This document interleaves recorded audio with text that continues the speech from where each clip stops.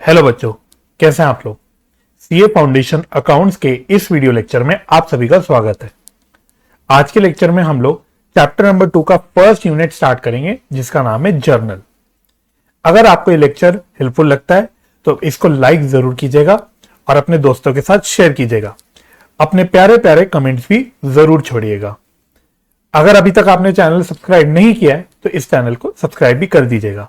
तो चलिए बिना किसी देरी के हम अपने लेक्चर की शुरुआत करते हैं।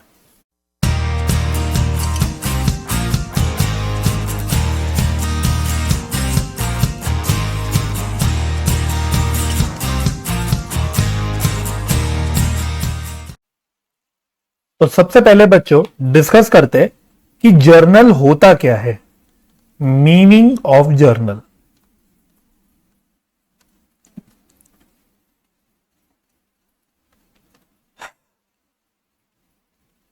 तो जर्नल क्या होता है लिखना मेरे साथ साथ। Journal is a book of original entry.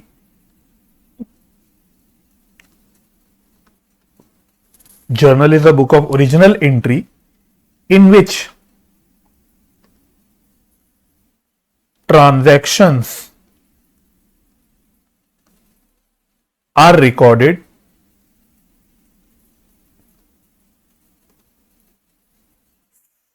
for the first time.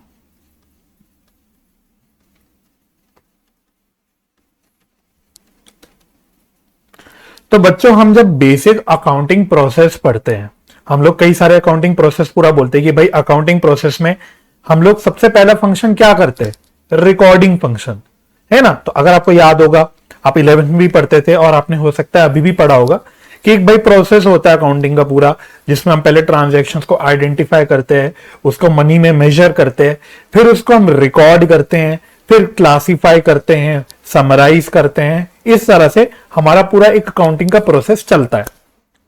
तो जहां पे हम रिकॉर्डिंग फंक्शन की बात करते हैं, अकाउंटिंग प्रोसेस में जो रिकॉर्डिंग फंक्शन की बात होती है, वो रिकॉर्डिंग होती कहां है बच्चों, वो जर्नल में होती है।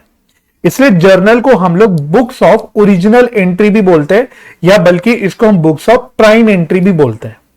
तो ये एक ऐसी किताब है जिसमें ट्रांजैक्शंस रिकॉर्ड होती है, हमारी किताबों में आती है फॉर द फर्स्ट टाइम। ठीक है, यस सर, ये भी समझ आ गया। नेक्स्ट लिखो, transactions are recorded in journal in chronological order.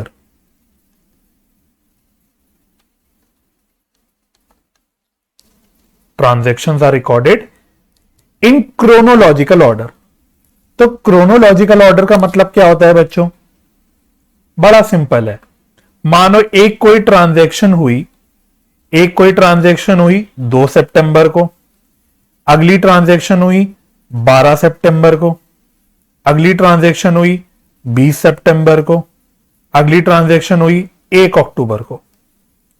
तो ऐसे ऐसे जो ट्रांजैक्शंस चल रही है डेट वाइज, इसकी रिकॉर्डिंग भी डेट वाइज होती है। यानी पहले 2 सितंबर की ट्रांजैक्शन रिकॉर्ड होगी, फिर 12 सितंबर की ट्रांजैक्शन रिकॉर्ड होगी, फिर 20 सितंबर की ट्रांजैक्शन रिकॉर्ड होगी।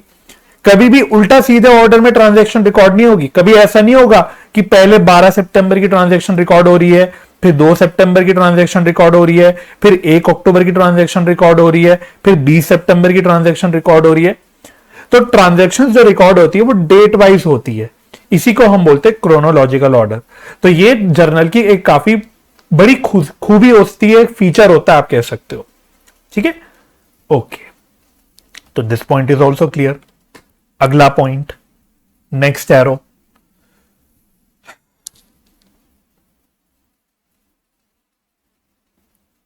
Double entry system is followed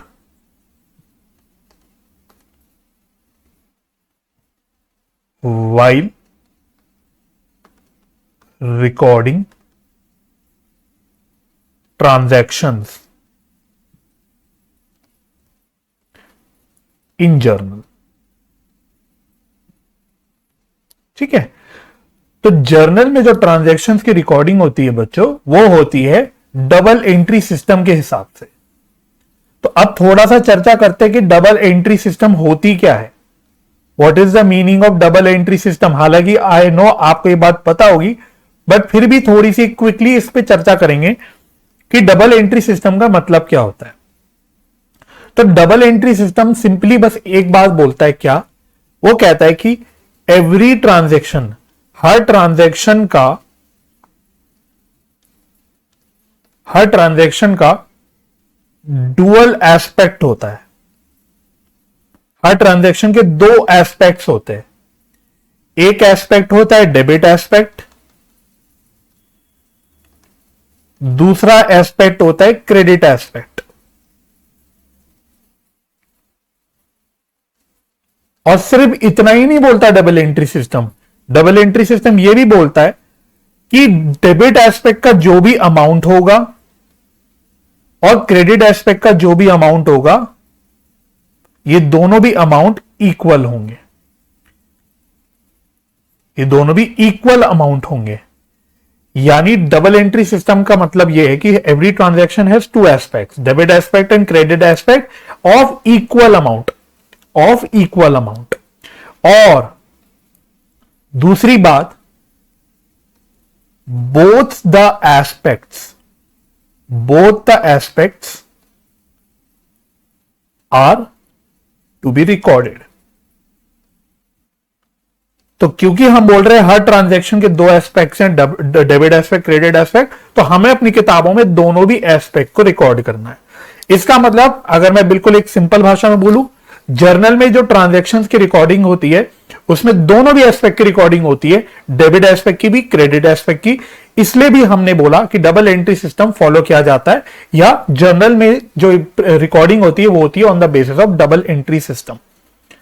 एक और बात जो आपको पता होनी चाहिए, कह सकते हो आप, जो एक फाउंडर है डबल एंट्री सिस्टम का, फाउंडर कौन है? Founder of double entry system,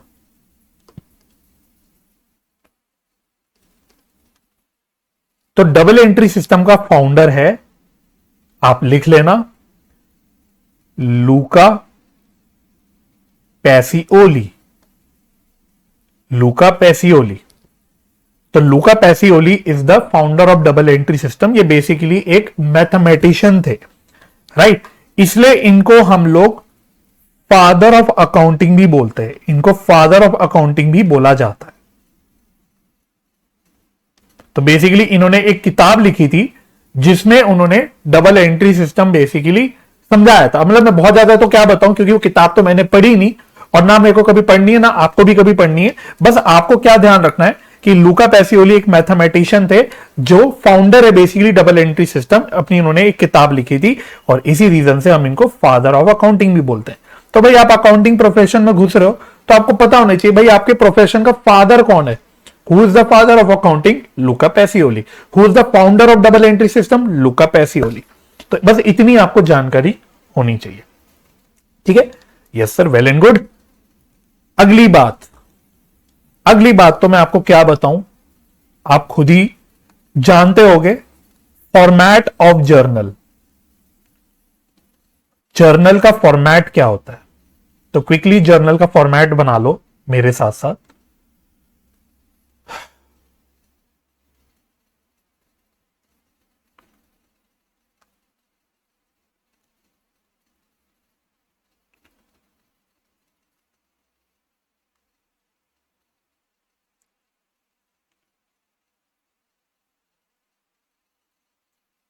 even तो आपको फॉर्मेट वैसे पता होगा, लेकिन फिर भी आप बनाना, बिकॉज आपको पता होता है फॉर्मेट, फिर भी आप अपने आंसर्स में फॉर्मेट यूज नहीं करते। तो एक बार बना लो ताकि आपकी मेमोरी एक बार रिफ्रेश हो जाए कि हाँ भाई जर्नल का कुछ फॉर्मेट भी होता है जो हमें फॉलो करना होता है। ये नहीं कि सिर्फ हमने पढ़ लिया और काम खत्म हो गया। तो बच्चे फॉर्मेट तो बनाते ही नहीं है अपने आंसर्स में, तो भाई आप तो बनाओगे, आप समझदार बच्चे हो। चलो, तो देखो फॉर्मेट क्या होता है जर्नल का। एक कॉलम होता है डेट का, नेक्स्ट कॉलम होता है पर्टिकुलर्स का,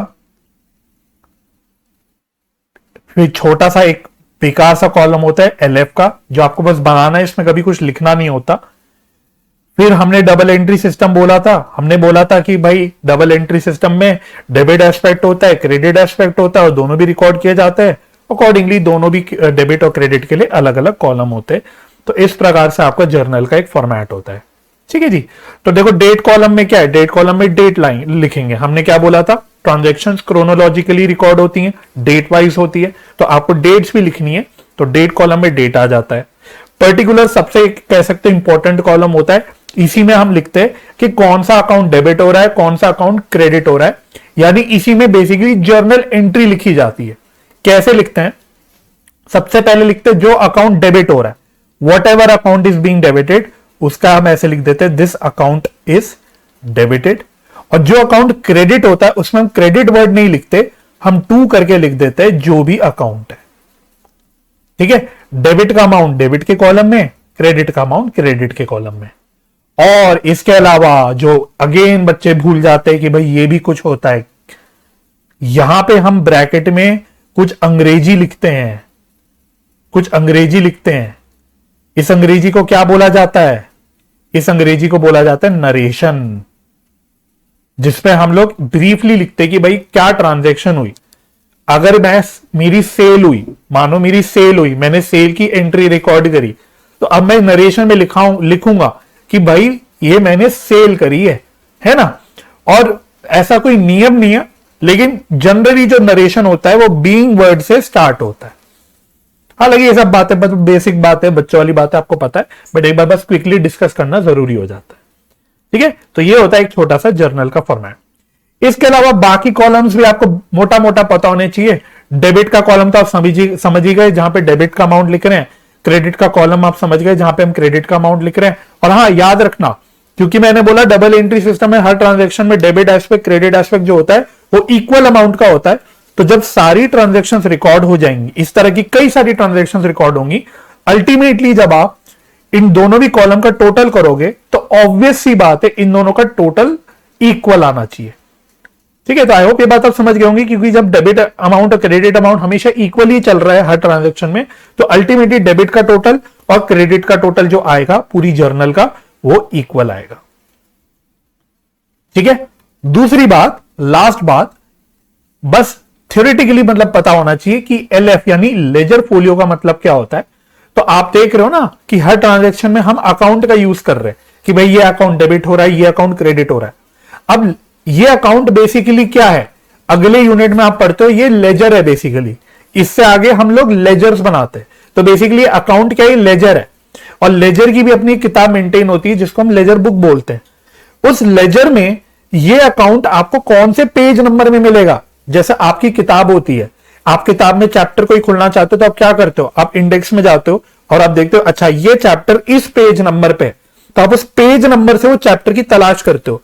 इसी प्रकार से जब आप जर्नल रीड करोगे और आप देखोगे कि ये अकाउंट का मैं लेजर देखना चाहता हूं, तो आप थोड़ी इतनी सारी लेजर में ढूंढते रहोगे, तो आप इस लेजर फोलियो का यूज करोगे। It is like an index, it is an index of the ledger, कि ये अकाउंट इस पेज नंबर में मिलेगा लेजर के, इसलिए लेजर फोलियो बनाया जाता है। ठीक है, तो लेजर फोलियो का मीनिंग आई होप आप समझ गए होंगे। हालांकि प्रैक्टिकली इतना इसका अब कोई रेलिवेंस नहीं, अब बहुत सारी चीजों का देखो प्रैक्टिकली रेलिवेंस कम ही हो गया, बिकॉज अब तो सारी अकाउंटिंग कंप्यूटराइज्ड फॉर्म में होती है। चाहे छोटा बिजनेस ले लो, चाहे बहुत बड़ी कोई कंपनी ले लो, हर तरह के बिजनेस में अगर अकाउंटिंग होती है तो मैनुअली कागज में किताबों में नहीं होती, वो कंप्यूटराइज्ड फॉर्म में होती है। तो बहुत सारी चीजें तो हम बेसिकली यहां जो पढ़ते हैं वो सब थोड़ी सी प्रैक्टिकली मटेरियल होती है, बट हाँ थ्योरेटिकली है, मतलब बेस है आपकी हर चीज का, तो ये आपको पता होनी चाहिए। ठीक है जी, यस सर, क्लियर हो गया। आगे बढ़ेंगे सर, बिल्कुल बढ़ेंगे आगे। बच्चों वाली चीजें कर रहे हैं अभी, तो बिल्कुल 11वीं की यादें ताजा होंगी। इस चैप्टर में जो पूरा आपका चैप्टर नंबर 2 है, इसमें आप समझ सकते हो कि आपकी 11वीं की यादें ताजा होगी। एक और आपकी 11वीं की यादें मैं आपका ताजा करता हूं। आपका एक फेवरेट चैप्टर हुआ करता था 11वीं में, जिसका नाम था अकाउंटिंग इक्वेशन। अब क्योंकि आप बड़े लेवल पे पढ़ रहे हो, तो अब हर चीज का आपको अलग चैप्टर नहीं मिलेगा। अकाउंटिंग इक्वेशन की एक छोटी सी डिस्कशन हम यहीं करेंगे, है ना। तो मैं याद दिला देता हूं बच्चों, आपका ये फेवरेट चैप्टर होता था 11th में, क्यों फेवरेट चैप्टर होता था? क्योंकि आप जब अकाउंटिंग पढ़ना शुरू करते थे, एक तो आपके लिए नया सब्जेक्ट होता है अकाउंट्स 11th में, और स्टार्टिंग के कई सारे चैप्टर बच्चों थ्योरेटिकली होते थे जिसमें आपको थ्योरी पढ़नी पड़ती थी। आपको हर कोई बोलता था अकाउंट्स एक प्रैक्टिकल सब्जेक्ट है, प्रैक्टिकल सब्जेक्ट है, फिर भी आप पागलों की तरह थ्योरी पढ़ते थे स्टार्टिंग में। अकाउंटिंग इक्वेशन जो चैप्टर आता था वो पहला ऐसा चैप्टर होता था जिसमें आपको थ्योरी नहीं पढ़नी होती थी, आपको फाइनली प्रैक्टिकली अकाउंटिंग में कुछ देखने को मिलता था, इसमें प्रैक्टिकल क्वेश्चंस होते थे, इसलिए बच्चों को काफी पसंद आता था अकाउंटिंग इक्वेशन चैप्टर। हर बच्चे को नहीं कह रहा ऑब्वियसली, हो सकता है आप बोलोगे सर हमें तो बेकार लगता था, तो मैं ऑब्वियसली मैं जनरल वे में आपको बोल रहा हूं कि मेजॉरिटी बच्चों को ये चैप्टर पसंद आता था। अब ये अकाउंटिंग इक्वेशन होती क्या है? बड़ी सिंपल है। तो इट शोज रिलेशनशिप बिटवीन, किसके बीच में रिलेशन? गर्लफ्रेंड बॉयफ्रेंड के बीच में नहीं, हस्बैंड वाइफ के बीच में नहीं, फादर सन के बीच में नहीं। It shows relationship between assets, liabilities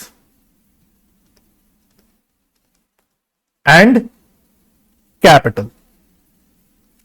capital के ब्रैकेट में, क्योंकि अब आप बड़े बच्चे हो गए हो, प्रोफेशनल लेवल पे आ गए हो, तो इसको अब यहां पे हम इक्विटी भी बोल देते हैं, ठीक है? हालांकि है वही चीज, बट इसको हम इक्विटी भी बोल देते हैं। तो कैसे रिलेशनशिप बनता है? ये इक्वेशन है। इक्वेशन तो आप समझते हो मैथमेटिकल इक्वेशन, तो मैथमेटिकली कैसे लिखते हैं हम इसको? हम बोलते हैं assets is equal to liabilities plus, अब परेशान मत हो जाना, टेंशन में मत आ जाना, इक्विटी है ये वही, बचपन में इसी को आप कैपिटल बोलते थे, अब इसी को यहां पे इक्विटी भी बोल रहे हैं, हालांकि आप कैपिटल भी लिख सकते हो, ऐसा कुछ नहीं है, ठीक है? तो हम बोलते हैं कि भाई हमेशा एसेट का जो टोटल होगा that will be equal to the total of liabilities and capital और इक्विटी। तो हर ट्रांजैक्शन जो आपकी चलेगी वो इस अकाउंटिंग इक्वेशन को सेटिस्फाई करेगी। क्लियर हो गया? तो this is known as accounting equation. ठीक है सर, ये भी बात समझ आ गई। तो इसमें भी आप एक बात लिख लो, वही वाली बात, ये भी जो अकाउंटिंग इक्वेशन है, this equation is based on double entry system. ठीक है, बताऊं कैसे? मतलब आपको वैसे पता ही होगा, बट फिर भी बताता हूं कैसे। डबल एंट्री सिस्टम फिर से याद करो, हर ट्रांजैक्शन का debit aspect and credit aspect of equal amount.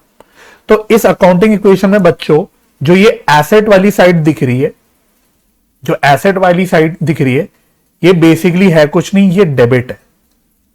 इसमें सब कुछ डेबिट आ रहा है। ठीक है, अभी बस इतना बोल रहा हूं, आगे ज्यादा नहीं बोल रहा, बस डेबिट बोल रहा हूं मैं। ठीक है, तो ये डेबिट है, बेसिकली दिस इज डेबिट। आप समझ लो this is total of debit. Technically debit balance है, बट अभी मैं इसको डेबिट बोल रहा हूं। इसी प्रकार से ये जो आपको राइट हैंड साइड दिख रही है, लाइबिलिटीज प्लस कैपिटल, ये रिप्रेजेंट कर रही है सब क्रेडिट को। और हमने क्या बोला बार बार कई बार कि डबल एंट्री सिस्टम में डेबिट एस्पेक्ट क्रेडिट एस्पेक्ट होता है इक्वल अमाउंट का। तो देयरफॉर डेबिट और क्रेडिट इक्वल होना चाहिए, एंड देयरफॉर ये अकाउंटिंग इक्वेशन इस प्रकार से इक्वल होनी चाहिए। इसलिए हमने क्या बोला, ये जो अकाउंटिंग इक्वेशन होती है this is based on double entry system. ठीक है, और इसमें भी कौन सा एक कॉन्सेप्ट फॉलो होता है, डबल एंट्री सिस्टम में भी एक कॉन्सेप्ट फॉलो होता है। उस कॉन्सेप्ट का नाम होता है डुअल एस्पेक्ट कॉन्सेप्ट या डुअल एस्पेक्ट प्रिंसिपल। ठीक है, तो ये भी आप लिख सकते हो चाहो तो। ठीक है जी, तो आई होप आपको अकाउंटिंग इक्वेशन याद आ गई होगी, सिंपल सी। तो बच्चों अकाउंटिंग इक्वेशन के कुछ क्वेश्चन आपके स्टडी मटेरियल में दिए हुए हैं, वो भी मैं आपको दिखाऊंगा, डिस्कस करूंगा। लेकिन उस क्वेश्चंस को करने से पहले एक छोटी सी डिस्कशन और करनी है हमको। क्या? ओपनिंग एंड क्लोजिंग कैपिटल की, कि ओपनिंग कैपिटल क्या होता है और क्लोजिंग कैपिटल क्या होता है। तो देखो, opening capital is nothing but capital at the beginning of the accounting period या beginning of the accounting year, and closing capital is the balance of capital at the end of accounting period, मतलब last date. तो accounting period के जो पहली तारीख को जो capital होती है उसको हम बोलते हैं ओपनिंग कैपिटल, और अकाउंटिंग पीरियड के जो लास्ट तारीख को, लास्ट डेट को जो कैपिटल होती है उसको हम बोलते हैं क्लोजिंग कैपिटल। तो सवाल उठता है कि ओपनिंग कैपिटल से क्लोजिंग कैपिटल पे हम कैसे जाते हैं। तो ओपनिंग कैपिटल से क्लोजिंग कैपिटल में जाने का कुछ रास्ता होगा ना, तो वो रास्ता क्या होता है वो आपको जानना जरूरी है, बिकॉज अकाउंटिंग इक्वेशन में जो क्वेश्चंस कभी कभी बनते हैं उसमें यूज हो जाता है। तो बस वो मैं आपको लिखवा देता हूं। तो देखो मैं क्या करता हूं, मैं लेता हूं ओपनिंग कैपिटल, कि मेरी ओपनिंग कैपिटल ये थी। एग्जाम्पल के तौर पे मान लो से ऑन 1 अप्रैल 2023, तो 1 अप्रैल 2023 को मेरी ओपनिंग कैपिटल इतनी थी। अब मैं इसमें पूरे साल में मैंने जो प्रॉफिट कमाया वो ऐड कर देता हूं, क्योंकि आपको पता है अच्छे से बात कि भाई जो बिजनेस में प्रॉफिट कमाया जाता है वो अल्टीमेटली किसका होता है, वो ओनर का होता है। तो वो कहां पे जुड़ जाना चाहिए, वो कैपिटल में जुड़ जाना चाहिए। तो मैं प्रॉफिट जो मैंने साल में कमाए उसको जोड़ देता हूं। अच्छा, कभी कभी अनफॉर्चुनेटली बिजनेस में प्रॉफिट नहीं लॉस हो जाता है। भाई हमेशा प्रॉफिट होगा ऐसा तो हो नहीं सकता ना, बिजनेस में कभी कभी लॉस भी होता है। तो अगर लॉस है तो लॉस से मेरा कैपिटल कम होगा। भाई प्रॉफिट अगर मैं कैपिटल में जोड़ रहा हूं तो लॉस से मेरे को अपना कैपिटल कम करना चाहिए। तो लॉस अगर हुआ तो लॉस को मैं यहां माइनस कर देता हूं। अच्छा, ये कौन से पीरियड का लॉस है या कौन सी पीरियड का प्रॉफिट है? अगर मैंने बोला 1 अप्रैल 2023 और मेरा साल खत्म हो रहा है 31 मार्च 24 को, तो ऑफ कोर्स ये प्रॉफिट हो गया 2023-24 का, या अगर लॉस की बात हो रही है तो लॉस भी हो गया 2023-24 का। मतलब पूरे मेरी जो अकाउंटिंग ईयर चल रहा है, अकाउंटिंग पीरियड चल रहा है, उस पीरियड का प्रॉफिट या लॉस जो है वो ऐड या लेस कर देते हैं। ठीक है, प्रॉफिट है तो प्लस करा या फिर लॉस है तो माइनस करा।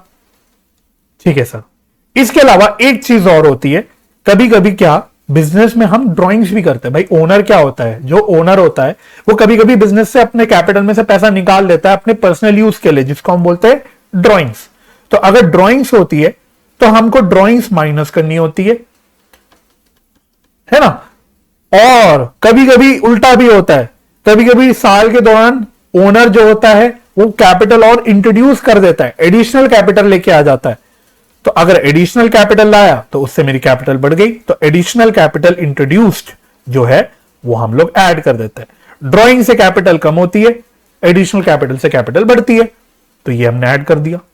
राइट, तो ये सब प्लस माइनस करने के बाद मेरे पास ईयर एंड की कैपिटल की फिगर आ जाती है, जिसको हम बोलते हैं क्लोजिंग कैपिटल, जिसको हम क्या बोलते हैं, क्लोजिंग कैपिटल। और अगर एग्जाम्पल के तौर पे मैंने 1 अप्रैल 2023 को ओपनिंग डेट ली थी, तो ये साल मेरा खत्म कौन सी तारीख को होगा, ऑन 31 मार्च 2023 को। ठीक है जी। तो ऐसा देखो, क्यों आपको ये सिखा रहा हूं मैं, क्यों बता रहा हूं, हालांकि ये भी बात मुझे पता है आपको वैसे आइडिया है, आपको ऑलरेडी इस चीज की नॉलेज है, बट इसलिए जरूरी है बिकॉज अकाउंटिंग इक्वेशन की क्वेश्चंस जो आते हैं उसमें हमें ओपनिंग डेट की अकाउंटिंग इक्वेशन भी देखनी पड़ती है, क्लोजिंग डेट की भी अकाउंटिंग इक्वेशन देखनी पड़ती है। तो ओपनिंग डेट और क्लोजिंग डेट की अकाउंटिंग इक्वेशन देखने के लिए हमें नेचुरल सी बात है, जो एसेट्स लाइबिलिटीज कैपिटल लेनी है वो ओपनिंग एंड क्लोजिंग डेट लेनी है। ओपनिंग इक्वेशन देख रहे हो तो सारी चीजें आपको ओपनिंग डेट की लेनी है, अगर क्लोजिंग अकाउंटिंग इक्वेशन देख रहे हो तो आपको सारी चीजें क्लोजिंग डेट की लेनी है। ठीक है, अब एसेट्स लाइबिलिटीज तो चलो या तो निकल जाता है डायरेक्टली या गिवन होता है, लेकिन कैपिटल ओपनिंग से क्लोजिंग में आना है, क्लोजिंग से ओपनिंग में जाना है, इसमें आपको कभी कभी मेहनत करनी पड़ती है या यूज करना पड़ता है इन चीजों को क्वेश्चंस में, इसलिए मैं आपको ये स्पेसिफिकली बता रहा हूं। ठीक है, तो मैं एक काम करता हूं, एक आपको इलस्ट्रेशन दिखाता हूं आपकी किताब का, जिसकी यूज करके हम लोग एक अकाउंटिंग इक्वेशन बनाने की कोशिश करेंगे। बिल्कुल स्ट्रेट फॉरवर्ड सिंपल सा इलस्ट्रेशन है। तो आप अपनी स्टडी मटेरियल में आना, मैं क्वेश्चन खोल रहा हूं आपके स्क्रीन पे। तो बच्चों जी आप लोग इलस्ट्रेशन नंबर 1 पे आना। ठीक है, इसको मैं थोड़ा सा मॉडिफाई करूंगा क्योंकि मैं आपको सिर्फ अभी फिलहाल अकाउंटिंग इक्वेशन दिखाना चाह रहा हूं, तो अकाउंटिंग इक्वेशन दिखाने के लिए मैं बस इस इलस्ट्रेशन का यूज कर रहा हूं। तो देखो वैसे क्वेश्चन कह रहा है, following other transactions entered into by R after he started his business. Question की रिक्वायरमेंट कुछ और है, show how various accounts will be affected by these transactions. तो ये सब बातें तो देखो आप बाद में समझ जाओगे, मैं इसको थोड़ा मॉडिफाई कर रहा हूं। मैं बोल रहा हूं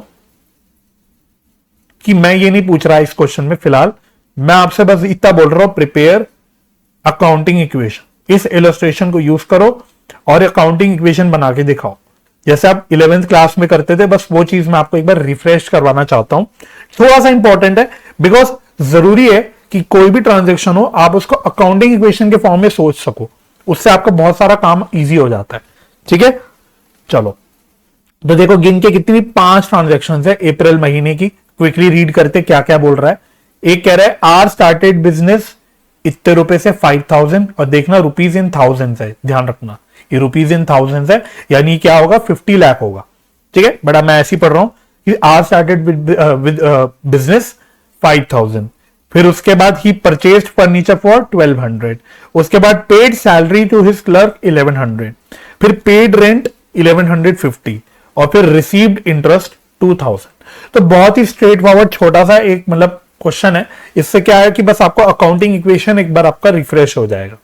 चलो तो कैसे हम इसको अकाउंटिंग इक्वेशन फॉर्म में दिखाते हैं। जो आपने ऊपर अकाउंटिंग इक्वेशन लिखी उसको आपको एज इट इज वापस से लिखना है। तो अपने पेज को आपको 2 हाफ्स में डिवाइड करना है, left hand side, right hand side. Left hand side में आप लिख दोगे एसेट्स, और राइट हैंड साइड में आप लिख लोगे लाइबिलिटीज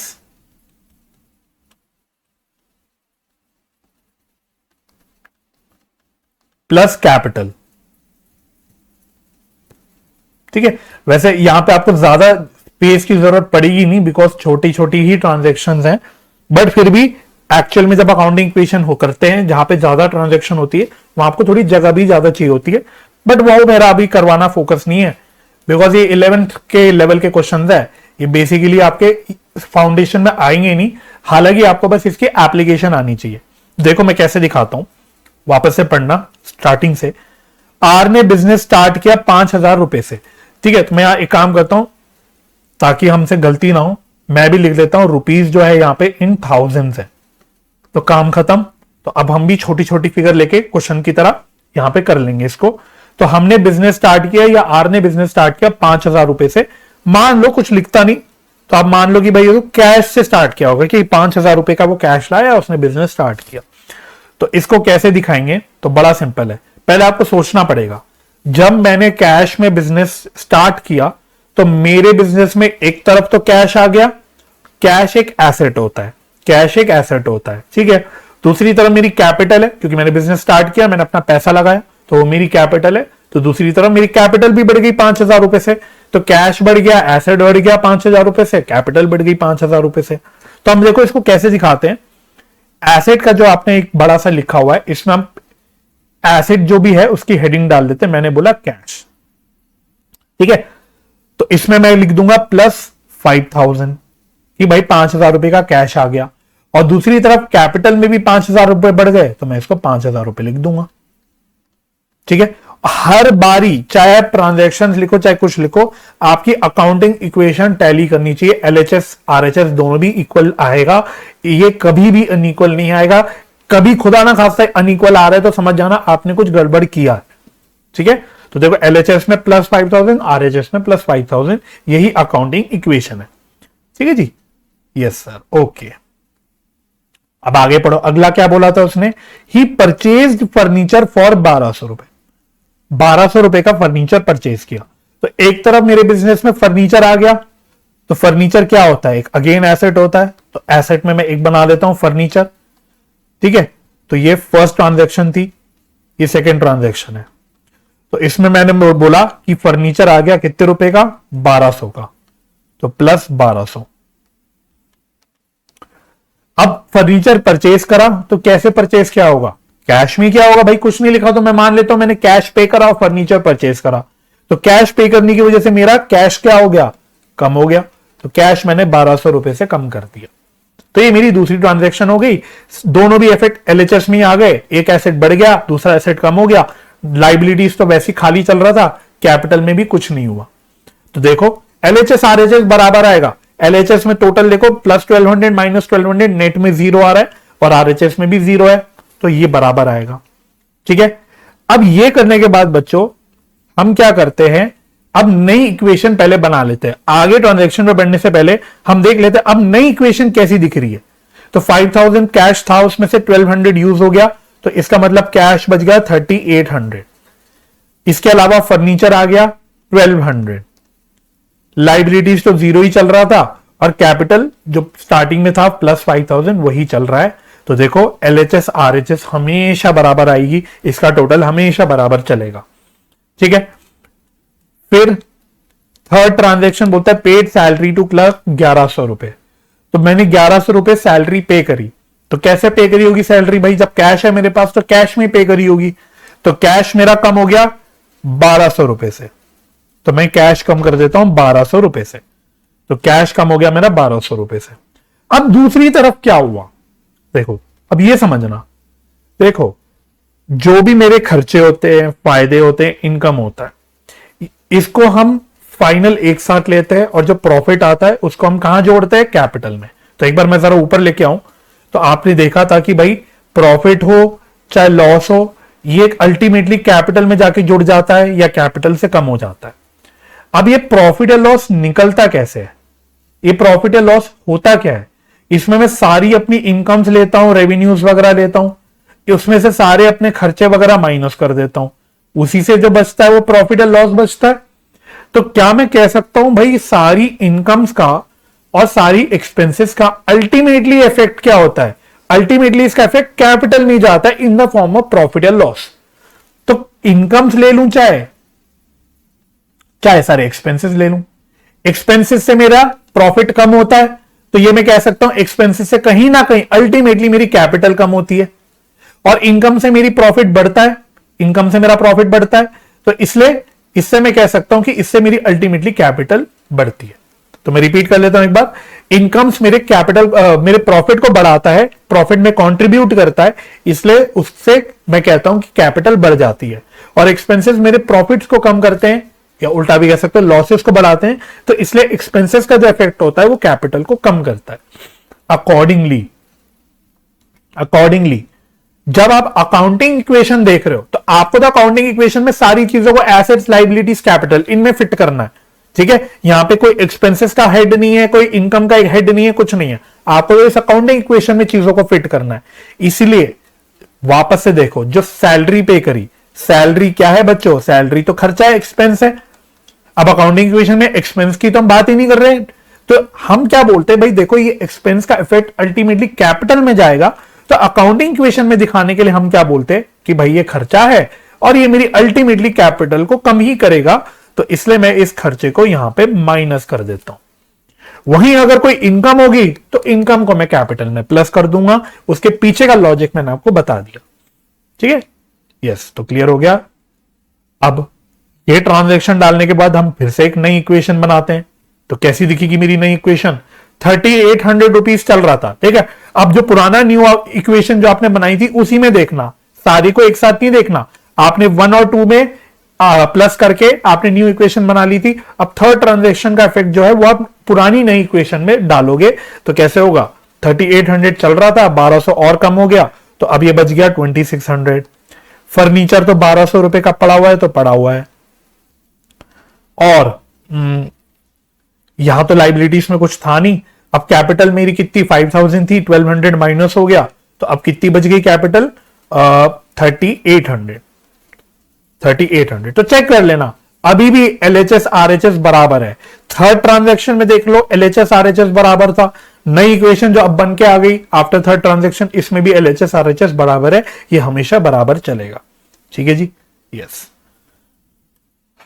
फोर्थ ट्रांजैक्शन कहता है पेड रेंट 1150, बिल्कुल सेम पॉइंट, वही पॉइंट, तो अब मैं दोबारा नहीं डिस्कस करता। तो रेंट पे करा है कितने रुपए का? 1150 का, तो कैश में पे किया तो 1150 कैश में से कम, और अगेन ये एक एक्सपेंस है तो ये कैपिटल में से कम। बस बना लो नई equation. What will be the new equation? तो ये बच गया 1550, नहीं सॉरी 155 नहीं, 1450 बचेगा।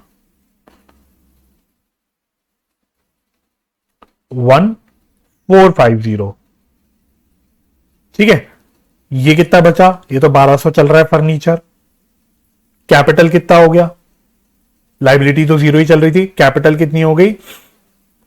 ये 5076 और 2650। अभी भी LHS RHS चेक कर लेना, दोनों का टोटल बराबर ही आ रहा होगा। ठीक है, एसेट का भी टोटल 2650 आ रहा है और राइट हैंड साइड का टोटल भी 2650 आ रहा है। ठीक है, चलो अगली transaction, fifth transaction, received interest 2000 rupees. अब मुझे इंटरेस्ट रिसीव हुआ 2000 रुपए का। तो एक तो इंटरेस्ट मानो कैश में रिसीव हुआ होगा, अब कैश में रिसीव हुआ था, इससे मेरी कैश बढ़ गई कितने रुपए से, 2000 रुपए से, तो कैश में बढ़ा दूंगा 2000 रुपए से। अच्छा, दूसरी तरफ अब इंटरेस्ट क्या है, what is interest, salary expense था, रेंट एक्सपेंस था। अब इंटरेस्ट रिसीव हुआ, ये क्या है, ये इनकम है। और इनकम का मैंने आपको क्या बताया था, इनकम से मेरी अल्टीमेटली प्रॉफिट्स बढ़ते हैं, तो ये कैपिटल को बढ़ाता है। तो अकाउंटिंग इक्वेशन में अब मैं इनकम का तो कोई हेड नहीं दिखा रहा ना, तो इसको मैं डायरेक्टली कैपिटल में फिट कर रहा हूं। तो इससे मैं क्या बोलूंगा कि भाई मेरी कैपिटल बढ़ जाएगी क्योंकि मेरे प्रॉफिट्स में कंट्रीब्यूट करेगा। राइट, बस खत्म। बनाओ फिर से नई इक्वेशन। अब क्या आ गई मेरी नई इक्वेशन, तो कैश अब 3450 हो गया, फर्नीचर तो बेचारा जब से 1200 चल रहा है, और कैपिटल मेरी अब कितनी हो गई 4650। चेक कर लेना, एलएचएस आरएचएस बराबर चलेगा, चाहे ट्रांजैक्शन में आपने प्लस माइनस करके दिखाया उसमें भी बराबर चलेगा, चाहे आप जितनी भी न्यू इक्वेशन बनाओगे उसमें भी बराबर चलेगा। तो लेफ्ट हैंड साइड का टोटल, एसेट साइड का टोटल देख लेना, ये आ रहा होगा 4650 और राइट हैंड साइड का टोटल भी आ रहा है 4650। चलो ये भी क्लियर हो गया। फिर नेक्स्ट ट्रांजैक्शन नंबर 6 क्या थी, अच्छा ट्रांजैक्शन नंबर 6 है ही नहीं, तो एक काम करते हैं, मन कर रहा है तो एक ट्रांजैक्शन मैं डाल के दिखाता हूं। बहुत लिमिटेड ट्रांजैक्शन है और मैं ऑब्वियसली सारी ट्रांजैक्शन तो नहीं दिखा सकता, आपको क्रक्स तो सारी चीजों का पता लग गया। एक और बता देता हूं क्योंकि फर्नीचर लिखा हुआ है, तो मैं कहता हूं मानो सोल्ड फर्नीचर फॉर ₹1500, मैंने 1500 रुपए में फर्नीचर बेच दिया। राइट, तो अब इसका इफेक्ट क्या होगा। ठीक है, तो ये मैं बना रहा हूं ट्रांजैक्शन, किताब में नहीं दे रखा, ये मैंने बनाई। मैंने फर्नीचर बेच दिया 1500 रुपए का। अच्छा, अब मेरा फर्नीचर था कितने का, 1200 का। अगर ये फर्नीचर मैं 1500 में बेच रहा हूं तो मुझे कितने रुपए का फायदा हो रहा है, 300 रुपए का। तो देखो अब ये कैसे दिखाएंगे हम लोग, मैंने फर्नीचर 1500 रुपए में बेचा तो मेरे पास 1500 रुपए कैश आ गया, तो 1500 रुपए में कैश में प्लस करूंगा। दूसरी तरफ मेरा 1200 रुपए का जो फर्नीचर चल रहा था वो चला गया, तो मैं 1200 रुपए कम कर दूंगा और मुझे 300 रुपए का फायदा हो गया, प्रॉफिट हो गया। और प्रॉफिट अल्टीमेटली कहां जाता है, किस में ऐड होता है, कैपिटल में होता है। तो प्रॉफिट है, फायदा है, इनकम है, ये सब कुछ कैपिटल में जाके प्लस होता है। तो इस फायदे को मैं 300 रुपए के फायदे को यहां पे प्लस कर दूंगा। बस अब नई इक्वेशन क्या आ जाएगी देख लो, तो चेक कर लो। पहले इस छठी ट्रांजैक्शन का इफेक्ट देख लेना, एलएचएस में नेट इफेक्ट 300 है, आरएचएस में नेट इफेक्ट 300 है, तो ये बराबर ही चलेगा और फिर आपकी न्यू इक्वेशन भी बराबर आएगी। तो अब देखो कैश में कितना आ गया, ये आ गया 4950, फर्नीचर तो 0 हो गया, लाइबिलिटीज बेचारा जब से 0 ही चल रहा है, और अब कैपिटल मेरा कितना हो गया 4950। तो देख रहे हो अकाउंटिंग इक्वेशन तो क्लियरली दिख गई, इधर भी 4950, इधर भी 4950, ये टैली होगी। ठीक है, तो कोई भी ट्रांजैक्शन हो आपको उसका इफेक्ट देखना आना चाहिए कि भाई अकाउंटिंग इक्वेशन में इसका क्या इफेक्ट होगा। क्लियर हो गया, ठीक है, यस सर। तो आई होप अब आपको अकाउंटिंग इक्वेशन समझ आ गई होगी। बच्चों इलस्ट्रेशन नंबर 2 देखना क्या कहता है, develop the accounting equation from the following information available at beginning of accounting period. तो कह रहा है कि हम आपको बिगिनिंग ऑफ अकाउंटिंग पीरियड में कुछ जानकारी दे रहे हैं, इससे आप अकाउंटिंग इक्वेशन बना के दिखाओ। तो पहली बात, बिगिनिंग ऑफ अकाउंटिंग पीरियड का क्या मतलब हो गया, ओपनिंग की क्लोजिंग। सर इसका मतलब है ओपनिंग, तो इसका मतलब पहले तो आपको ओपनिंग अकाउंटिंग इक्वेशन बना के दिखानी है। तो फटाफट से एक बार देख लो क्या बोल रहा है, क्या क्या इंफॉर्मेशन दे रहा है। और यहां पे भी जरा देख लेना, रुपीज इन थाउजेंड है, तो उसने दे दिया आपको capital, loan, trade payables, fixed assets, inventory, trade receivables, cash and bank. तो ये सारी उसने जानकारी आपको दे दी। अब इससे आपको ओपनिंग अकाउंटिंग इक्वेशन बनानी है। चलो तो काम करें, पहले ओपनिंग अकाउंटिंग इक्वेशन बना ले। यस सर बिल्कुल। तो अकाउंटिंग इक्वेशन का सबसे पहले फॉर्मूला लिख लेते हैं भाई, एग्जाम में भी अगर आया क्वेश्चन तो फॉर्मूला लिख लेंगे, assets is equal to liabilities plus capital लिख लेते हैं, क्योंकि यहां पे भी सवाल में उसने कैपिटल ही लिख रखा है, तो कैपिटल लिख लेते हैं।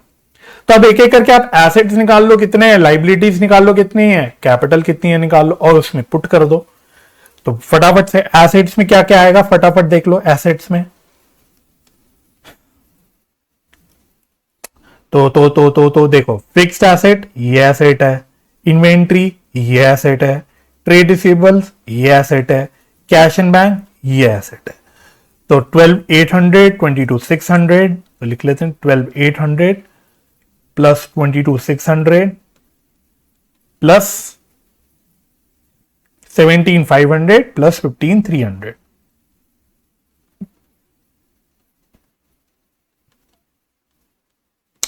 तो फटाफट इसका टोटल देख लो क्या आ रहा है।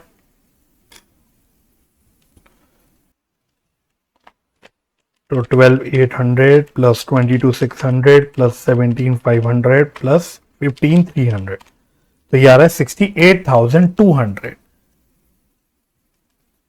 तो ये हो गया एसेट्स का टोटल। अब लाइबिलिटीज में क्या क्या लोगे, ढूंढ लो लाइबिलिटीज। तो लाइबिलिटीज चेक कर लेते हैं।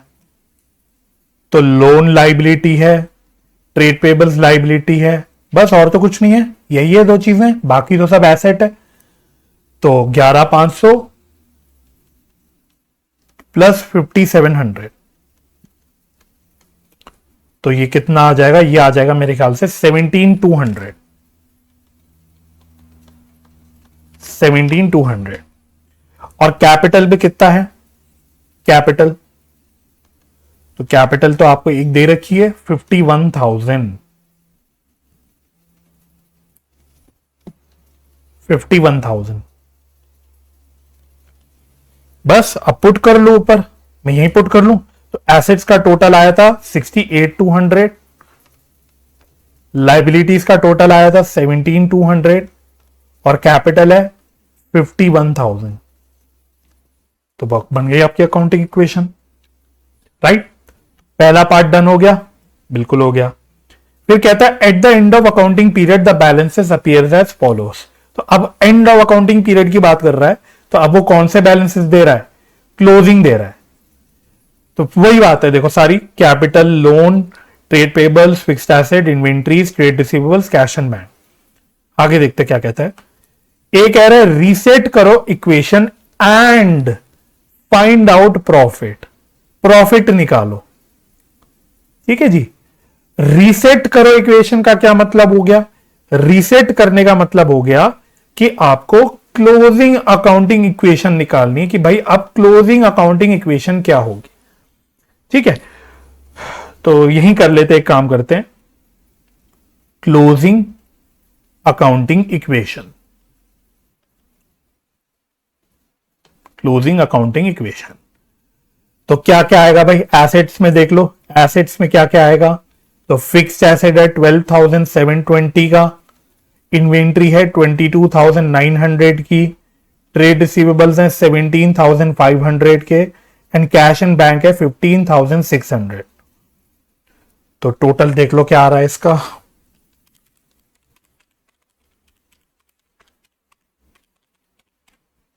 तो ये आ रहा है 68,720। सिमिलरली लाइबिलिटीज चेक कर लो, लाइबिलिटीज में दो ही लाइबिलिटीज हैं, लोन है 11,500 का, 5,800 की ट्रेड पेबल्स हैं। तो ये कितना आ रहा है,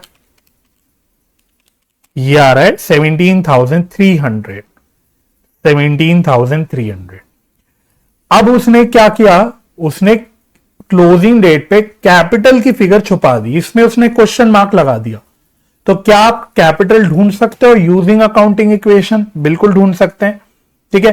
तो यहीं पे करते हैं, assets is equal to liabilities plus capital. तो एसेट्स का टोटल मैंने निकाल लिया 68,720, लाइबिलिटीज का टोटल मैंने निकाल लिया 17,300। तो कैपिटल क्या मेरी एज बैलेंसिंग फिगर निकल सकती है, बिल्कुल निकल जाएगी। तो देयरफॉर कैपिटल कितनी आ गई मेरी 68,720 माइनस 17,300, तो निकाल लो। तो ये आ रही है 51,420। तो ये आ गया मेरा कैपिटल। कौन सा कैपिटल? ये आ गया opening capital, sorry closing capital, not opening capital, closing capital. तो ये आ गया मेरा क्लोजिंग कैपिटल। ठीक है। अच्छा, ओपनिंग कैपिटल कितना था मेरे पास? ओपनिंग कैपिटल था 51,000। ओपनिंग कैपिटल था 51,000। क्लोजिंग कैपिटल 51,420 हो गया। तो क्या सर क्लोजिंग कैपिटल मेरा बढ़ गया? यस, बढ़ गया। कितने रुपए से बढ़ गया? 420 रुपए से बढ़ गया। तो ये 420 रुपए से बढ़ गया। ये 420 रुपए इसका मतलब क्या होगा सर? ये प्रॉफिट होगा, क्योंकि मैंने आपको फॉर्मूला लिखवाया था ओपनिंग से क्लोजिंग में कैसे जाते हैं। ओपनिंग से क्लोजिंग में कैसे जाते हैं? तो closing capital is equal to opening capital plus profit. Question ने प्रॉफिट मांगा है कि प्रॉफिट निकालो, तो प्रॉफिट ही होगा। अच्छा, ड्राइंग्स कुछ है नहीं, तो ड्राइंग्स तो मैं क्या ही लू, कुछ नहीं लूंगा, तो इतना ही हो गया। तो क्लोजिंग कैपिटल मेरी 51,420 है, ओपनिंग कैपिटल 51,000 थी, तो प्रॉफिट मेरा मिसिंग फिगर के तौर पे यहां पे निकल जाएगा कि प्रॉफिट कितना कमाया। तो therefore profit is equal to 51,420 minus 51,000, that is 420। बस। अच्छा, और उसने एक चीज और बोली थी कि प्रिपेयर करो बैलेंस शीट। तो लो जी, बैलेंस शीट यहां बना के दिखा लेते। तो उसने आपसे बैलेंस शीट भी मांगी क्लोजिंग वाली, तो बैलेंस शीट बना लेते हैं। कोई बड़ी बात नहीं सर, बैलेंस शीट भी बन जाएगी।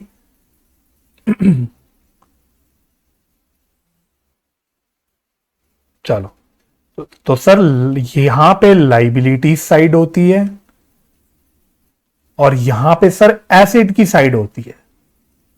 तो पहले लाइबिलिटी साइड भर देते हैं।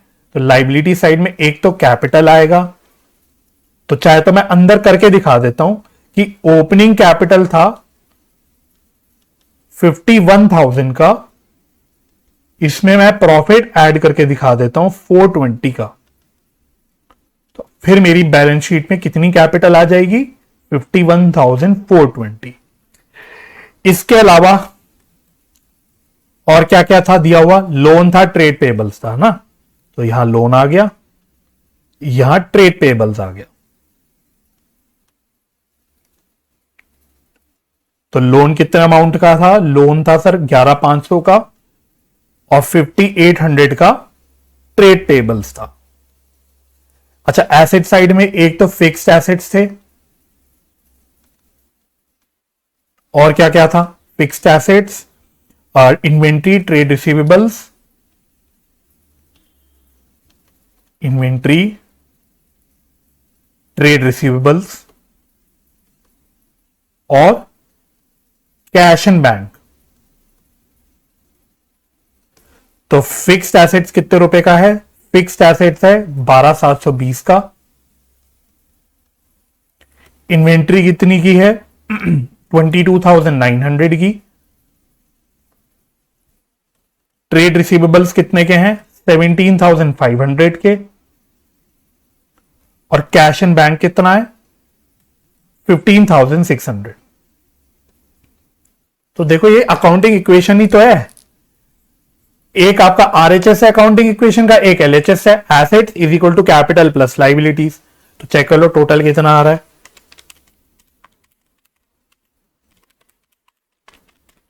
तो टोटल आ गया 68,720। वैसे टोटल हमने पहले भी निकाला था 68,720। ये मेरी बैलेंस शीट भी बन गई, राइट। तो एक बार आंसर दिखा देता हूं मैं, एक बार आप देख लो कि आईसीआई कैसे इस आंसर को प्रेजेंट कर रहा है। ये भी आपको एक बार देख लेना चाहिए, हालांकि वही है। तो देखो, उन्होंने तो इक्विटी ले लिया था, अब उन्होंने क्या किया, ओपनिंग वाली फिगर को सबको 0-0 करके लिख लिया। इक्विटी लिया उसने, 0 बोल दिया, और लाइबिलिटीज को उसने L0 बोल दिया, और उसने एसेट को A0 बोल दिया। मतलब ये कंपलसरी नहीं, आप कैसे भी कर लो, ठीक है, तो देखो ये मेरी अकाउंटिंग इक्वेशन उन्होंने बना के दिखा दी थी। तो बिगिनिंग ऑफ द ईयर में ये रही अकाउंटिंग इक्वेशन जो हमने भी बनाई थी।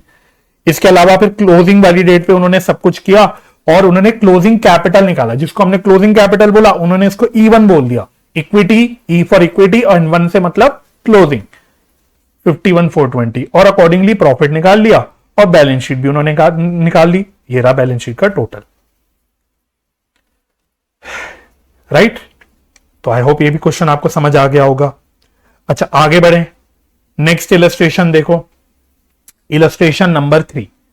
इलस्ट्रेशन नंबर 3, ठीक है। तो ये कुछ क्वेश्चन है जो एग्जाम में आ सकते हैं, हालांकि ये क्वेश्चन आने की प्रोबेबिलिटी थोड़ी कम ही रहती है। मैं एक क्वेश्चन आपको दिखाऊंगा जो आईसीआई मॉक टेस्ट पेपर्स वगैरह में डाल देता है और आपको बहुत हंसी आएगी क्वेश्चन देख के, बट वो मैं बाद में दिखाऊंगा। और नीचे आगे प्रैक्टिकल प्रॉब्लम्स में दे रखा है। तो पहले इलस्ट्रेशन चेक कर रहा हूं मैं आपके साथ साथ। तो इलस्ट्रेशन नंबर 3 देखना, mister Dravid has provided following details related to his financial, find out the missing figures. तो देखो उसने प्रॉफिट बता दिया पूरे साल का, ठीक है सर। उसने एसेट्स बता the beginning of the year की, यानी उसने ओपनिंग के एसेट्स बता दिए और ये ए है। लाइबिलिटीज बता दी ओपनिंग वाली, बिगिनिंग वाली, ये 12,000 है। एसेट्स उसने एंड वाले दिए, क्लोजिंग वाले, ये मिसिंग फिगर है बी। लाइबिलिटीज उसने एंड वाली दी, क्लोजिंग वाली, ये भी मिसिंग कर दी उसने सी। क्लोजिंग कैपिटल उसने बता दिया 35,000 और टोटल लाइबिलिटीज, लेकिन आगे क्या लिखा, including capital. Total liabilities including capital दे दिया उसने 51,000।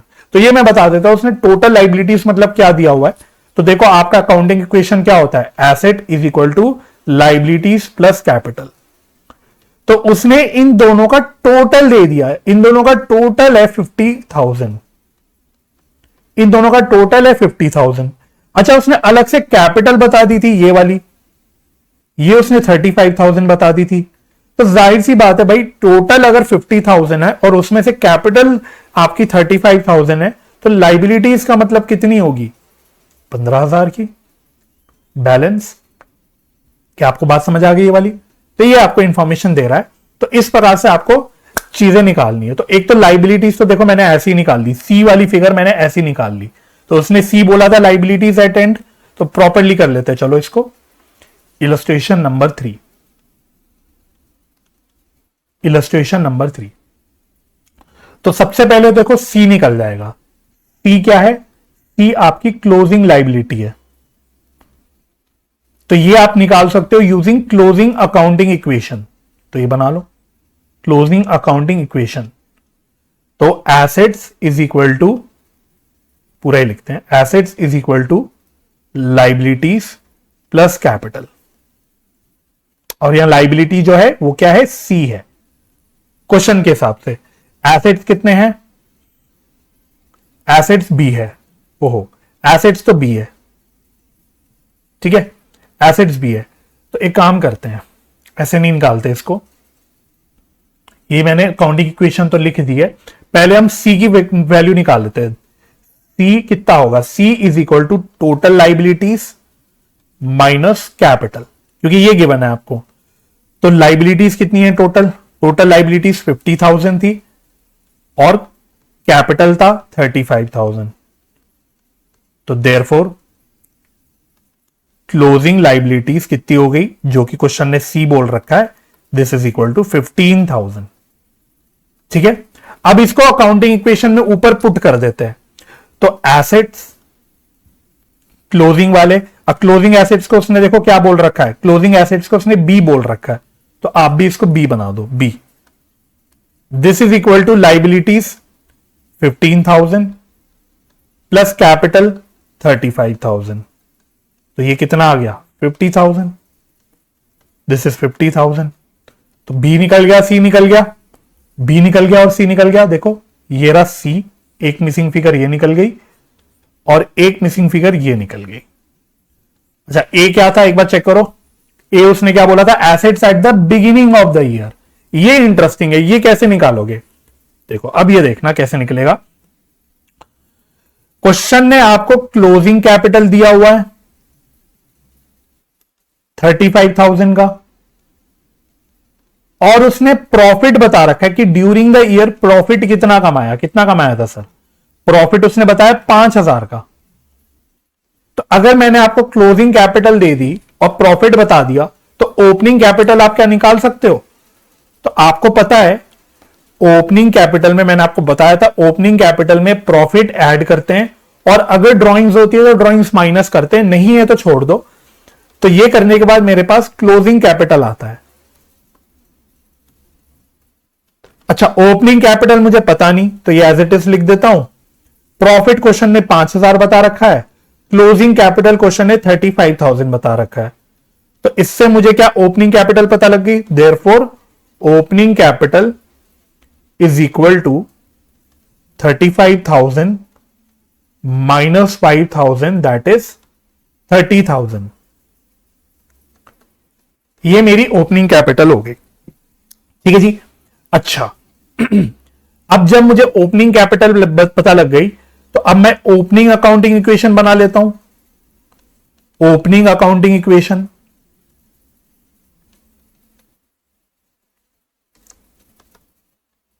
तो ओपनिंग अकाउंटिंग इक्वेशन में क्या लूंगा मैं, एसेट्स लूंगा ओपनिंग वाले इज इक्वल टू लाइबिलिटीज लूंगा ओपनिंग वाले प्लस कैपिटल लूंगा ओपनिंग वाले। तो इसमें ओपनिंग एसेट तो मुझे निकालना है, तो वो तो उसने ए बोल रखा है, ये मुझे निकालना है। लाइबिलिटीज आपने मतलब लाइबिलिटीज शायद गिवन है क्वेश्चन में, देख लेना। लाइबिलिटीज उसने 12,000 दे रखी, ये रही 12,000 ओपनिंग वाली बिगिनिंग वाली, तो ये 12,000 है।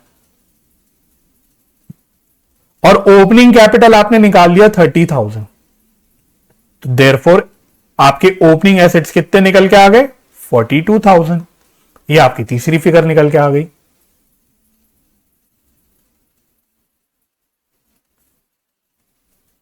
सिंपल। तो चेक कर लो एक बार, सारे आंसर्स टैली कर लेना भाई। तो मैं फाइनल आंसर दिखाता हूं। देखो ए कहां निकाला उसने, तो ए देखो आ गया 42,000। सी उसने भी 15,000 निकाला, हमने भी निकाला। बी उसने 50,000 निकाला, हमने भी निकाला। That's it. ठीक है, तो ये मेरा आंसर आ गया। ठीक है, तो ये क्वेश्चन, इस तरह का क्वेश्चन 4-5 नंबर में आपके एग्जाम में भी आ सकता है। तो इस क्वेश्चन को आप इंपॉर्टेंट लगा लेना for the purpose of exam. इस क्वेश्चन को आप एग्जाम के लिए इंपॉर्टेंट मार्क कर सकते हो। इस प्रकार का क्वेश्चन आप एक्सपेक्ट कर सकते हो 4 to 5 मार्क्स में आ सकता है। 4 to 5 मार्क्स में आ सकता है। ठीक है, अब मैं आपको एक क्वेश्चन दिखाता हूं जो आपको देख के हंसी आएगी, लेकिन जो मॉक टेस्ट पेपर में आईसीआई ने डाले हुए हैं पहले, मैं आपको तो प्रैक्टिकल क्वेश्चन नंबर 3 चेक करना। प्रैक्टिकल क्वेश्चन नंबर 3, ये प्रैक्टिकल प्रॉब्लम है पीछे क्वेश्चन नंबर 3। ये आपके एग्जाम में आ सकता है 4 मार्क्स का। आपको हंसी आएगी लेकिन आ सकता है, बिकॉज आईसीआई ने अपने मॉक टेस्ट पेपर्स में डाल रखा है ये वाले क्वेश्चन को, इस तरह के क्वेश्चन को। तो कुछ नहीं, 4 पार्ट्स हैं, आपको मिसिंग फिगर निकालनी है चारों में। और है क्या, सिंपल अकाउंटिंग इक्वेशन। मतलब इतना सिंपल क्वेश्चन तो मेरे ख्याल से 11th क्लास में भी नहीं पूछा जाता जितना ये है। तो जैसे ए में क्या बोला उसने, एसेट बता दिया, लाइबिलिटी बता दिया। तो एक बार मैं जरा क्या करता हूं, मैं अकाउंटिंग इक्वेशन लिख लेता हूं। Asset is equal to liabilities plus capital. 3 में से 2 फिगर दे देगा, तीसरी फिगर मिसिंग फिगर में निकल जाएगी। तो एसेट 15 लाख है, लाइबिलिटी 2.5 लाख है, तो कैपिटल कितना होगा, मिसिंग फिगर 12,50,000। बी वाले में एसेट मिसिंग है लेकिन लाइबिलिटी गिवन है, कैपिटल गिवन है। तो ये देखो ना, asset is equal to liabilities plus capital, बस अब मिसिंग फिगर है बस। तो यहां मिसिंग फिगर एसेट में कितनी आ रही है, 1,50,000 प्लस 75 कर लेना, 2,25,000। सी में 14,50,000 एसेट है, लाइबिलिटी मिसिंग फिगर है, कैपिटल गिवन है। तो मिसिंग फिगर में ये कितना आ जाएगा, 75,000। डी में एसेट 57 लाख है, 2,80,000 लाइबिलिटी है, तो कैपिटल कितना आ जाएगा, मिसिंग फिगर भाई, मिसिंग फिगर। तो ये कितना आ गया, 54,20,000। चेक कर लेना, 54,20,000 ये आपका मिसिंग फिगर में आ गया बस।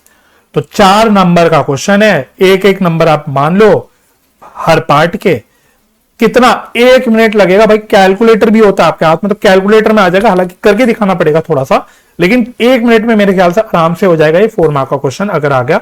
तो वही बात है, अगर आपने पिछले जन्म में कुछ अच्छे कर्म करे होंगे तो आपको डेफिनेटली इस जन्म में उसका फल मिलेगा, आपको ये 4 नंबर में क्वेश्चन दिख जाएगा। ठीक है जी, यस सर।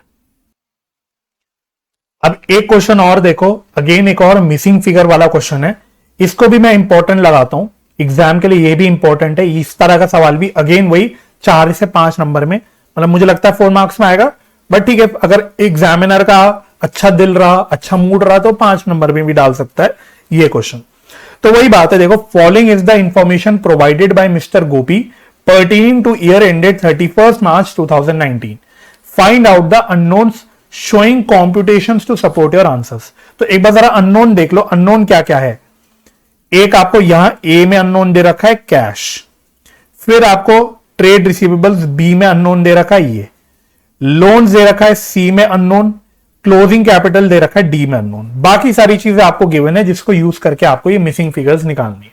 ठीक है, तो मशीनरी है एसेट होता है, अकाउंट्स पेबल है तो लाइबिलिटीज होता है, इन्वेंट्री है एसेट होता है, फिर टोटल लाइबिलिटीज इंक्लूडिंग कैपिटल दे रखा है, फिर ट्रेड रिसीव, अच्छा कैश भी देख लेते हैं, कैश एसेट होता है, बैंक एसेट होता है, ट्रेड रिसीवेबल्स एसेट होता है, लोन्स लाइबिलिटीज होती हैं, क्लोजिंग कैपिटल कैपिटल होता है, ओपनिंग कैपिटल मतलब कैपिटल होता है, बाकी लॉस है और capital introduce during the year है। फिर नीचे की इंफॉर्मेशन भी पढ़ना, क्या बोला उसने, एडिशनल इंफॉर्मेशन में कहता है during the years sales of 15,55,000 was made, out of which 15 lakh have been receive. तो हमने टोटल 15,55,000 की सेल करी, जिसमें से 15 लाख मिल गए। तो जो 55,000 बैलेंस नहीं मिले, कितने पैसे नहीं मिले, 55,000 जो बैलेंस नहीं मिले, वो क्या होंगे भाई, वो डेटर्स होंगे। भाई यही तो होता है, मैंने अगर 100 रुपए की सेल करी, उसमें से 20 रुपए मिल गए, तो 80 रुपए जो नहीं मिले वो क्या है, डेटर्स है। और डेटर्स तो आपको निकालना है, बस उसको डेटर्स ना बोल के ट्रेड रिसीवेबल्स बोल रखा है, बात वही है। तो बी फिगर तो देखो ऐसी निकल गई, यही निकाल के दिखा दी। तो ए बी सी डी मतलब आपको जरूरी नहीं कि इसी ऑर्डर में निकालना है, आप किसी भी ऑर्डर में कैलकुलेट कर सकते हो एग्जाम में, बस आपको कैलकुलेशंस क्लियरली दिखानी है। ठीक है जी, यस। चलो मैं दिखा देता हूं, प्रॉपर्ली कर लेते हैं इस क्वेश्चन को भी, क्योंकि एग्जाम के लिए अच्छा क्वेश्चन है। कौन सा है, प्रैक्टिकल क्वेश्चन 5 है, प्रैक्टिकल क्वेश्चन 5। ठीक है, तो इंपॉर्टेंट क्वेश्चन है, तो ये कर लेते हैं प्रॉपर्ली। तो पहले मैं निकाल रहा हूं ट्रेड रिसीवेबल्स, ट्रेड रिसीवेबल्स जो कि सवाल वाले ने बी बोल रखा है। तो ये कैसे निकलेगा, तो ऐसे डायरेक्टली लिख लेते हैं, 15,55,000 की सेल करी, जिसमें से 15 लाख रुपए मिल गए, तो जो पैसे नहीं मिले वो क्या हो गए, वो हो गए ट्रेड रिसीवेबल्स 55,000। तो एक आंसर तो मेरा ये आ गया। ठीक है, और चेक करो मैं और क्या निकाल सकता हूं। हाँ देखो, closing capital, opening capital, loss, capital introduce, ये दे रखा है, तो फॉर्मूला लिख लेते हैं। Closing capital is equal to opening capital. अब लॉस बोल रखा है तो मैं माइनस लॉस लिख दूं, समझ गए ना। इसके अलावा उसने कैपिटल इंट्रोड्यूस्ड भी दे रखा है, तो वो प्लस कर दूं बस। अब इसमें से देख लो, जो फिगर अवेलेबल है वो डाल दो, जो नहीं अवेलेबल है वो एज अ बैलेंसिंग फिगर निकल जाएगा। तो क्लोजिंग कैपिटल शायद गिवन था ना क्वेश्चन में, नहीं, क्लोजिंग कैपिटल निकालना है, तो क्लोजिंग कैपिटल जो डी है, this is equal to opening capital. Opening capital कितना दे रखा है, 10 लाख।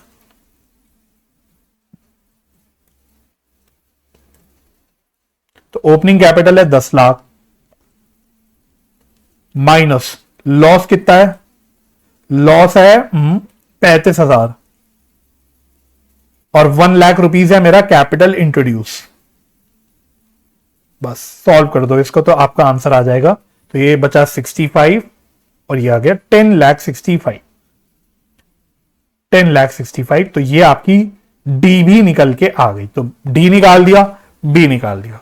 ठीक है, अब और क्या करें, और क्या निकाल सकते हैं। सी में आपको लोन निकालना है, सी में आपको लोन निकालना है। तो लोन कैसे निकलेगा सर, लोन लोन लोन, ओहो देखो अब मैं दिखाता हूं लोन कैसे निकलेगा। आपको टोटल लाइबिलिटीज इंक्लूडिंग कैपिटल दे रखा है, मतलब आपको कैपिटल प्लस लाइबिलिटीज दे रखी है 14,15,000 की। फिर आप देखना, एक लाइबिलिटीज आपको यहां दे रखी है अकाउंट्स पेबल की, और एक लाइबिलिटी आपको यहां निकालनी है। मैं इसको दूसरे से कलर कर देता हूं, ये आपको निकालनी है। ठीक है, तो आप क्या कर सकते हो, आप बना सकते हो क्लोजिंग अकाउंटिंग इक्वेशन। मतलब क्लोजिंग क्या है, यहां पे एक ही बनेगी, तो आप अकाउंटिंग इक्वेशन बनाओ जरा, अकाउंटिंग इक्वेशन। ये अकाउंटिंग इक्वेशन भी क्यों बनाओगे, अकाउंटिंग इक्वेशन भी अभी नहीं बनानी है आपको। आप क्या करोगे, आपको कैपिटल प्लस लाइबिलिटीज दे रखा है, कैपिटल प्लस लाइबिलिटीज ये दे रखा है। ये कितना दे रखा है, ये दे रखा है आपको 14,15,000। अब जरा इसको तोड़ देते हैं। अब ये क्लोजिंग फिगर्स है, तो ध्यान रखना कैपिटल कौन सी है, क्लोजिंग वाली है, सारी क्लोजिंग फिगर्स हैं, ठीक है। ओपनिंग कैपिटल तो बस ऐसे ही दे रखा था ताकि आप उसको यूज करके क्लोजिंग कैपिटल निकालो, बाकी सारी फिगर्स तो वैसे तो क्लोजिंग ही है। तो अकाउंटिंग इक्वेशन भी हम क्लोजिंग डेट पे ही बना रहे हैं। तो क्लोजिंग कैपिटल तो आपने निकाल ली थी 10,65,000 की। अब लाइबिलिटीज में देख लो क्या क्या आएगा। एक तो अकाउंट्स पेबल आएगा, अकाउंट्स पेबल 1 लाख रुपीज का है, तो ये एज इट इज लिख लो 1 लाख रुपीज। प्लस लोन आएगा, लोन आपको कैलकुलेट करना है, और इन सबको मिला के टोटल है 14,15,000। और लोन को सवाल वाले ने क्या बोल रखा है, मिसिंग फिगर में क्या डिनोट कर रखा है, सी। तो लोन आपका सी है, बस अब सी निकाल लो, तो सॉल्व कर लो। तो 10,65,000 प्लस 1 लाख हो गया 11,65,000 plus C, this is equal to 14,15,000। तो देयरफॉर सी कितना आ गया, 14,15,000 माइनस 11,65,000। तो ये कितना आ गया, चेक कर लो। ये आ गया 2,50,000, 2,50,000। तो ये मेरा सी भी निकल के आ गया, राइट। और लास्ट उसने क्या बोला था, ए क्या था, मतलब आप इस वाले ए से मत कंफ्यूज हो जाना, ये ए से एसेट था, वैसे ए क्या था, ट्रेड रिसीवेबल्स, नहीं सॉरी, ए आपका है कैश, कैश, ठीक है। तो कैश कैसे निकालेंगे, कैश तो कैश के लिए आप नोट करना, आपके पास सारे एसेट्स अवेलेबल है except for cash. Trade receivables भी मिसिंग था, बट वो तो हम निकाल चुके ऑलरेडी। अब एसेट्स में सिर्फ एक कैश मिसिंग फिगर है, तो एक काम करूं क्या, एसेट्स का टोटल ले लो। तो एसेट्स का टोटल क्या आएगा, तो इसके लिए आप बना लो accounting equation, assets is equal to liabilities plus capital. और लाइबिलिटीज प्लस कैपिटल तो आपको पता ही है, ये 14,15,000 है। तो देयरफॉर एसेट्स मेरे कितने होंगे टोटल, एसेट्स भी 14,15,000 होंगे, है ना। अब एसेट्स में आएगा क्या क्या, तो अगर मैं एसेट्स बोल रहा हूं 14,15,000 है, तो इसमें क्या क्या आएगा, सारे एसेट्स लेना शुरू कर दो। तो यहां से देखो एक एक करके, तो एक आ गया मशीनरी 2 लाख का, इन्वेंट्री 60,000 का, तो लिखते हुए चलते हैं 2 लाख प्लस मशीनरी कितना था, सॉरी 12 लाख, मशीनरी 12 लाख है और इन्वेंट्री 60,000 है, ये इन्वेंट्री आ गई। और फिर कैश निकालना है ए, और बैंक है 80,000, तो ए कैश निकालना है और बैंक है 80,000। और ट्रेड रिसीवेबल्स आपने निकाल लिए थे, कितने निकाले थे, 55,000। तो ये मैं डायरेक्टली लिख लू ना, ये आप ऑलरेडी कैलकुलेट कर चुके थे 55,000।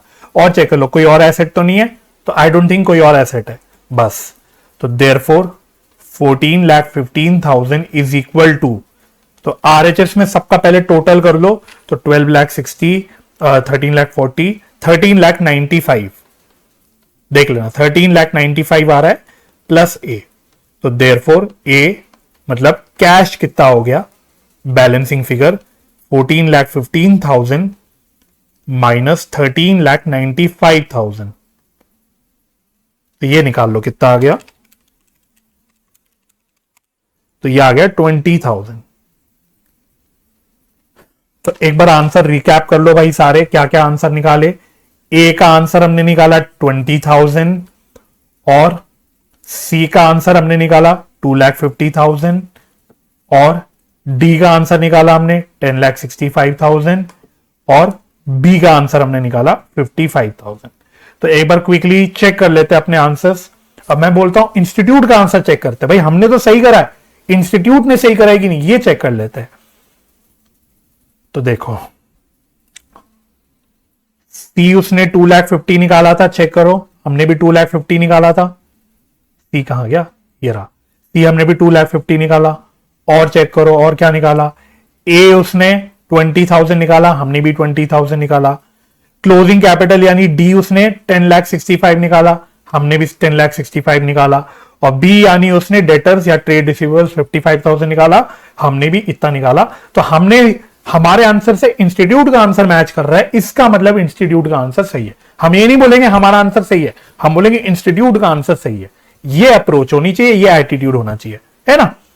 ठीक है, तो मैं उम्मीद करता हूं बच्चों आज के क्वेश्चन आपको सारे समझ आ गए होंगे। बाकी और भी क्वेश्चंस मैं आपको स्टडी मटेरियल के इस चैप्टर के अगली क्लास में दिखाऊंगा, और अगर कुछ और कॉन्सेप्ट भी अभी हमें करने तो वो कॉन्सेप्ट भी अगले लेक्चर में मैं आपको करवाऊंगा।